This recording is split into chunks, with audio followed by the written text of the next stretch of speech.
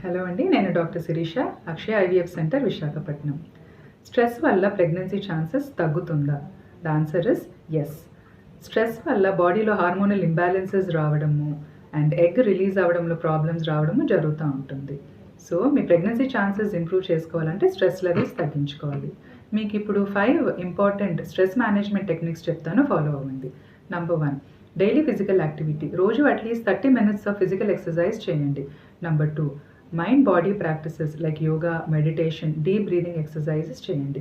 Number 3, రోజు at least 7 to 8 hours of sleep ఉండేటట్లు చూసుకోండి. నంబర్ 4, మీరు మీ క్లోజ్ ఫ్రెండ్స్తో కానీ క్లోజ్ ఫ్యామిలీ మెంబర్స్తో కానీ ఎవరైతే మంచి ఇమోషనల్ సపోర్ట్ మీకు ఇవ్వగలుగుతారో వాళ్ళతో ఎక్కువ టైం స్పెండ్ చేయండి.